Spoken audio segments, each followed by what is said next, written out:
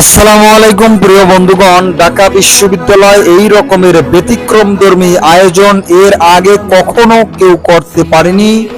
কোনো ছাত্র সংগঠন এবং কোনো ছাত্র সংসদ এরকমের আয়োজন করতে পারেনি। যে রকম একটা আয়োজন করেছেন ঢাকা বিশ্ববিদ্যালয়ের ইসলামী ছাত্র শিবির এবং ঢাকা বিশ্ববিদ্যালয়ের ডাকসু যেটা ছাত্র সংসদ, তারা শুধু ছাত্রীদের জন্য ইফতারের আয়োজন করা হয়েছে সেখানে, এবং খুব সুন্দর করে সাজিয়েছেন এবং তাদের জন্য এমন একটি পরিবেশ সৃষ্টি করেছেন যেটা ইতিহাসে অনন্য।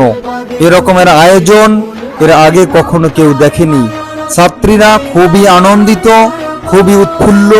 তারা তাদেরকে এই যে একটি আয়োজন করা হয়েছে, এরকমের ব্যতিক্রমধর্মী আয়োজন একমাত্র বাংলাদেশ ইসলামী ছাত্র শিবিরের কাছেই সম্ভব। এরকমের ব্যতিক্রমধর্মী আয়োজন ছাত্র শিবিরেই করে থাকেন।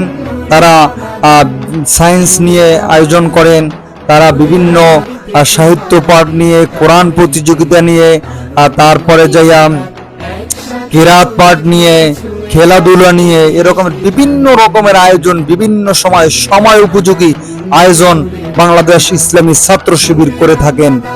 বাংলাদেশ ইসলামী ছাত্র শিবিরের দ্বারে কাছেও অন্য কোনো সংগঠন নেই। এটাই হচ্ছে আদর্শ, এটাই হচ্ছে ইসলামী আদর্শের অনন্য নজির স্থাপন করছে বাংলাদেশ ইসলামী ছাত্র শিবির।